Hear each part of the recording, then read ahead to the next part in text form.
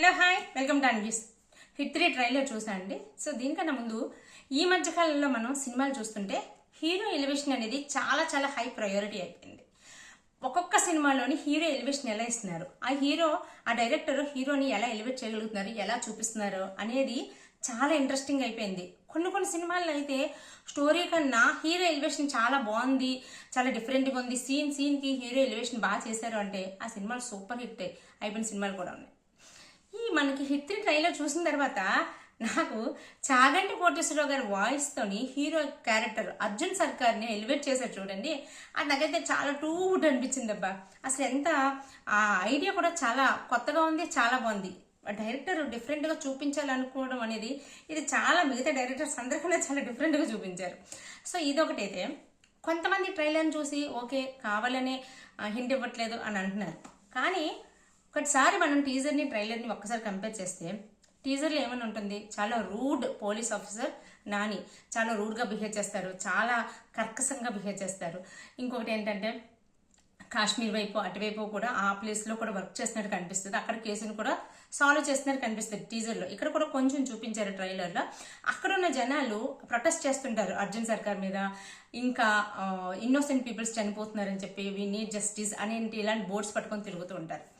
అక్కడ నాని మీద ఎక్కువగా ఆపోజిట్లో ఉన్నట్టు చూపిస్తారు. అక్కడ ఏంటి, నాని చాలా క్రూయల్గా ఉన్న పోలీస్ ఆఫీసర్. దానికి కనెక్షన్గా ఎందుకు అంత క్రూయల్గా బిహేవ్ చేస్తున్నారు అన్న దానికి ఈరోజు ట్రైలర్ స్టార్టింగ్లో చూసుకుంటే నాని ఒక మాట చెప్తాడు. ఏంటంటే క్రిమినల్ అనేవాడు అయితే భూమి మీద ఉన్న సెల్లో ఉండాలి, లేదా భూమి లోపల ఉన్న గొయ్యిలో ఉండాలి అని. రెండే పద్ధతిలో, అయితే జైల్లో ఉండు లేకపోతే చచ్చిపో, అంతే రెండే. సో అందుకని మనం ఏం చెయ్యక్కర్లేదు, జస్ట్ మనం ఒక పోలీస్ ఆఫీసర్ అయితే చాలు ఫసక్ చేసేవచ్చు అని. సో ఈ ప్రాసెస్లోని అంటే మేబీ కేసుల లోపలికి వెళ్ళిన వాళ్ళు, బెయిల్ మీద బయటకు వచ్చిన వాళ్ళు, వాళ్ళకి బిహేవియర్లో ఎటువంటి చేంజెస్ రాకుండా సో నార్మల్ ఎప్పుడు లాగే అలాగే ఉండేవాళ్ళు, అంటే బిహేవియర్ కరెక్షన్స్ లేని వాళ్ళు, పశ్చాత్తాపం పొందలేని వాళ్ళని ఇలాంటి వాళ్ళని ఉంచకూడదు, చంపేయాలి అనేది నాని పద్ధతి. సో దాని గురించి అంత క్రూయల్గా చాలా క్రూషియల్గా బిహేవ్ చేస్తుంటారు. ఒక్కరి కోసం ఎంతమందినైనా చంపాలి, క్రిమినల్ అనేవాడు బతకూడదు, బయట ఉండకూడదు, ఒకటే కాన్సెప్ట్. సో దాని గురించి వెళ్తాడు. సో ట్రైలర్ చూసిన తర్వాత కూడా అదే అనిపించింది. నెక్స్ట్ ఇంకొకటి చూస్తే నాని మేబీ వాళ్ళ అమ్మ లేదు అంటే అనాథాన్ని అయ్యి ఉంటాడు.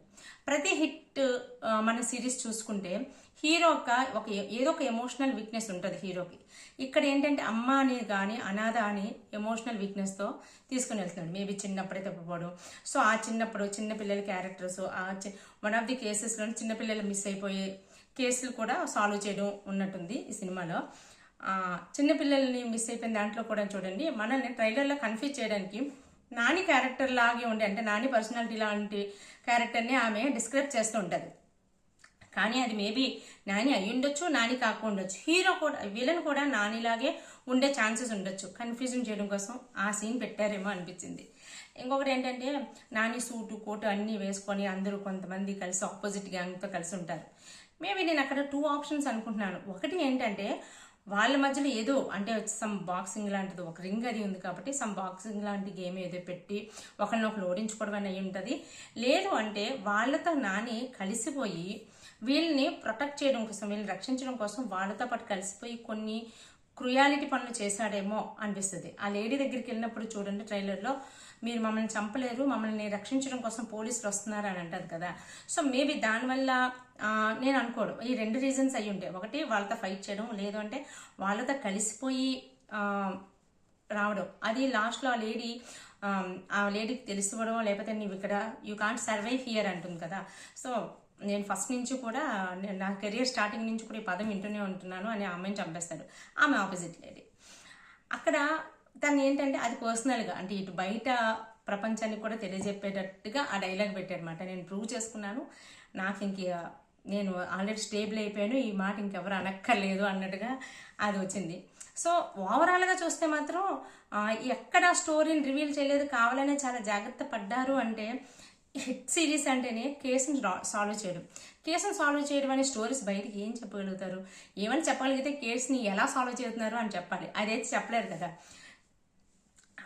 ఆ క్యారెక్టర్ అనేది ఎంత రూడ్గా ఉంది, ఎంత రఫ్గా ఉంది చూపించడమే డైరెక్టర్ యొక్క విజన్. ఆల్రెడీ టీజర్లో చాలా చూపించారు కాబట్టి ట్రైలర్లో కొంచెం కావాలని కంపోజర్గానే చూపించారు. సో ఎందుకంటే ఆ ట్రైలర్ చూస్తే అర్థమైపోతుంది సినిమాలో చాలా ఎక్కువగా ఉండబోతుందని. కానీ మేబీ మన ఎక్స్పెక్టేషన్స్ పెంచకుండా ఉండడం కోసం, లేదు అంటే కంప్లీట్గా రివీల్ చేయకుండా ఉండడం కోసం ట్రైలర్ని అలా డిజైన్ చేశారని అనిపిస్తుంది. అది చూసే వాళ్ళు ప్రతి ఒక్కరికి అర్థమవుతుంది. ఖచ్చితంగా ఈ సినిమా అయితే హిట్ అవుతుంది అనే అనడంలో ఎటువంటి డౌట్ లేదు. అలాగే ఇందులో క్రూయాలిటీ శాతం కూడా తక్కువేం ఉండదు. అసలు చాలా ఘోరంగా టీజర్ చూసినా ట్రైలర్ చూసినా సరే రక్తం వేర్లే పారుతుంది. అంటే హీరో క్యారెక్టర్ కూడా అలాంటిదే కాబట్టి ఆ వైలెన్స్ అనేది ఖచ్చితంగా అలాగే ఉంటుంది. అది అలా వెళ్ళిపోతుందేమో చూడాలి. అదొకటి. ఇంకొకటి ఏంటంటే మనం జనరల్గా నాని సినిమా అనేసరికి మంచి మ్యూజిక్ వింటూ ఉంటాం. మరి ఇలాంటి క్రైమ్ సినిమాలకి ఇలాంటి థ్రిల్లింగ్ అంటే ఇలాంటి కేస్ సాల్వింగ్ మూవీస్కి మ్యూజిక్ అనేది ఎలా పెడతారు, ఎంతవరకు యాడ్ అవుతుంది, సో అదొకటి చూడాలి. సో May 1st రిలీజ్ అవుతుంది. ఖచ్చితంగా అయితే అందరి ఎక్స్పెక్టేషన్స్ అయితే ట్రైలర్ని ఎంత కంపోజర్గా చేసినా అందరి ఎక్స్పెక్టేషన్స్ అయితే సూపర్ హిట్ అవుతానే ఉంది.